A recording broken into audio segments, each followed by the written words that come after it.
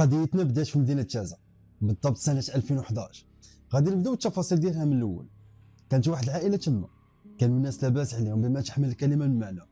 الناس كانوا بخيرهم، معروفين بالتجاره وبالفلاحه. كانوا هما ثلاثه ديال الخوت ذكوره، وعندهم اخت وحده اللي هي المتوسطه فيهم. هاد الاخت اللي كان في العمر ديالها ديك 42 حتى 43 سنه، كانت من ذوي الاحتياجات الخاصه حيت عندها واحد الاعاقه في رجليها. لما توفى الاب ديالها كل واحد في الخوت خد الحق ديالو في الورث، منهم اللي نزل للمدينه ومنهم اللي دار مشروع. هاد الاخت بقات عايشه هي والوالده ديالها في ديك الدار الكبيره اللي كانت في واحد العروبيه، وكان داير بها غير الخلا والقفار. ولكن مع الاسف الام توفات وبقات السيده بوحدها تما. هاد الشيء كان صعيب عليها، وهنا كيتدخل واحد من خوتها. كان كيعرف واحد السيد من الجاليه المغربيه المقيمه في اسبانيا، راجل تقريبا في العمر ديالو 62 سنه. لما جا هاد السيد يعزف في الام اللي توفات، بداو كيهضروا وكيديو يجيبوا في الهضره. الاخ ديالها عاود ليه على الهم اللي هاز من جيش خشب، اللي ما بغاش تمشي تسكن معاه في المدينه، وبان صعيب عليها الحال تبقى بوحدها في ديك الدار. وهنا هاد الصديق ديالو قال ليه بانه حتى هو وحداني وباقي بلا زواج، وقال ليه الا قبلتي بيا نتزوج بالاخت ديالك، انا غادي نتزوج بها ونتشلى فيها ونديها معايا لاسبانيا. فعلا تم الزواج بيناتهم، دازت مده 15 يوم. هاد الزوج قال للزوجه ديالو بانهم غيبقاو شويه في المغرب بين ما قاد لها الوريقات باش يديها معاه لاسبانيا. المهم داها معاه لواحد الدار ديالو في نواحي مدينه تازا، وبقاو عايشين تما. كان كيرجع لاسبانيا شي ايام وكيخليها هي في المغرب. بقات الايام غدا هكا حتى لواحد النهار الخوت ديال هاد السيده اكتشفوا باللي التليفون ديالها طافي. اتصلوا بالراجل ديالها لقاو حتى هو تليفونه طافي. قالوا يمكن يكونوا مسافرين او لا شي حاجه، ولكن ملي دازت واحد المده وتليفوناتهم باقين طافين، مشاو لدارهم دقوا وحتى حد ما كيجاوب. سولوا الجيران ولكن حتى واحد ما عطاهم الخبر. لاحظوا بلي السياره ديال الراجل ما كايناش، دازت تقريبا 4 ولا 5 ديال الايام والتليفونات باقيين بجوجهم طافيين.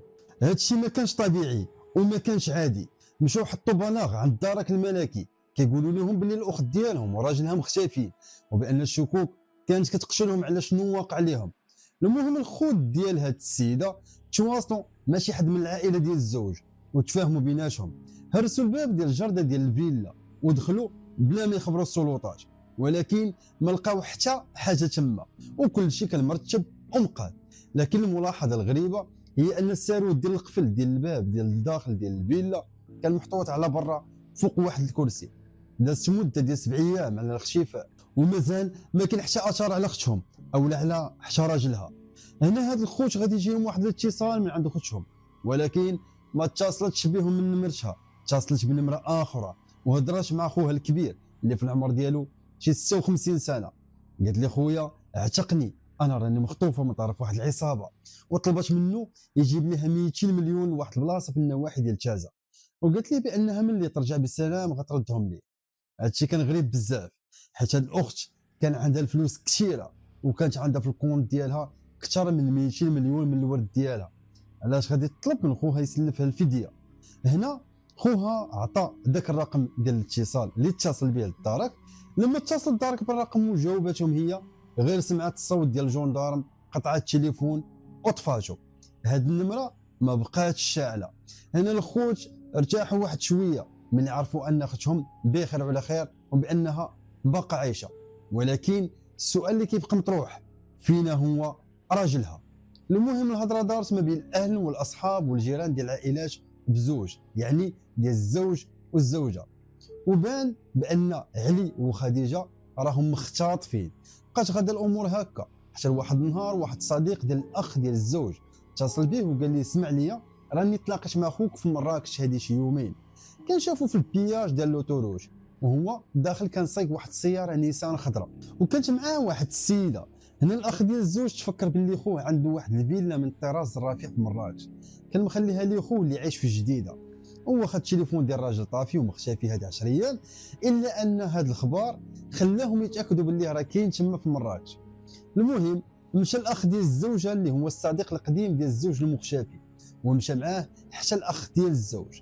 مشاو لمراكش وبالضبط مشاو للفيلا اللي ديال الاخ ديالو اللي كاين في جديده. هنا غادي يسولوا داك العساس اللي عساس على دوك الفيلات اللي كاينين تما. من بعد ما عطاوه الاوصاف ديالو واللي اكد لهم باللي فعلا كاين واحد السيد بهذه الاوصاف، الشعر ديالو ابيض طويل وغليظ وكيسوق واحد السياره خضراء من نوع نيسان. بقاو كيتسناو حتى لشي 11 ديال الليل، بان لهم السيد وصل، نزل من الطوموبيل وهو سكران. لما واجهوه وسولوه على الغياب ديالو وعلى الاخت ديالو، اللون ديالو تبدل، تصدم وما بقاش قادر يتكلم. حاول يدير راسو بانه سكران، لكن خوه والاخ ديال الزوجه حسوا باللي كاينه شي حاجه ما هياش.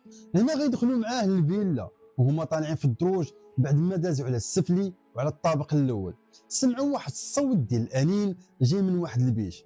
مشاو كيجريو ليها، فتحوا داك الباب وهنا كانت الكارثه. لقاو الزوجه مكتشفه من يديها ورجليها ومحطوطه على البطن ديالها، كانت ملويه ليها الفاصمه على فمها وخاشين ليها القناع على وجهها. فكوها بالزربه. الراجل ملي شاف بانهم تكتشف الامر ديالو هز الطوموبيل ديالو وهرب. هنا تم استدعاء الاسعاف والبوليس. السيده كانت في واحد الحاله صعيبه بزاف، تعرضات للتعنيف والضرب اللي ماشي عادي في الوجه ديالها اللي كان كله زرب، مضروبه في كل بلاصه والدم كان خارج لها من الاذن ديالها. الاطباء قالوا باللي كانت كتعاني من الجوع الشديد. وفي التحقيق البوليس لقاو التليفون ديال الزوجه ولقاو حتى التليفون ديال الزوج، ولقاو حداهم تليفون صغير عادي كانت فيه ديك النمره اللي اتصلت بها الزوجه بخوها باش تطلب الفديه. هنا تاكدوا باللي الاحتجاز والاختطاف داروا الزوج بوحده. هنا بقى البحث مستمر على هذا الزوج اللي غيتم القبض عليه في المطار وهو كيحاول يهرب لاسبانيا. قدام الدار الملكي اعترف بكل شيء بالتفصيل، والزوجه اكدت القصه المروعه، قالت بلي هي شكات فيه لما بدا كيهضر لي على البروجيات وكان كيقول لها سلفيني بغيت ندير بار، وبانه كيدخل 10 ديال المليون في الليله. هي رفضت تسلفو، داه لمراكش وقال لها غندوزو عطله. باتوا ليله عاديه، ولكن في الليله ديال الصباح ديال الغد ليه تناقشوا على الفلوس. طلب منها تعمر ليه الشيكاش، ولكن هي قالت ليه راه خلاتهم عند خوها في تازا. ملي بغات تهرب ضربها بعنف وكتفها ورماها في واحد البيت مظلم، بقات تحت التعذيب والضرب. استلب منها الرقم السري ديال البطاقه البنكيه ديالها وكان ناوي يبقى يجبد الفلوس يوميا، ولكن من بعد 3 ايام سرطات ليه الماكينه لا كارت بونكار ديال الزوجه ديالو.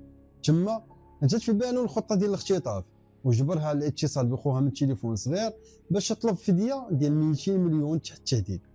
الراجل اللي فات 60 عام واللي طمع في مال السيده من ذوي الاحتياجات الخاصه تم عرضه على النيابه اللي فتحت تحقيق معمق في اسباب والدوافع هذه الجريمه.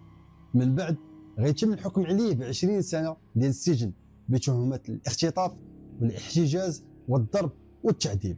كانت هذه النهايه المأساويه بسبب الطمع اللي كيعمي العينين.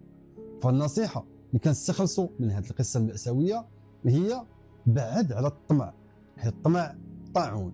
هذا الطمع هو اللي كيعمي العينين وكيخلي بنادم يدير تصرفات شنيعه باش يوصل لشي حاجه ماشي ديالو. لما كيتحكم فيك الطمع كيدي بك لواحد النهايه مأساويه. كنظن الميساج واضح.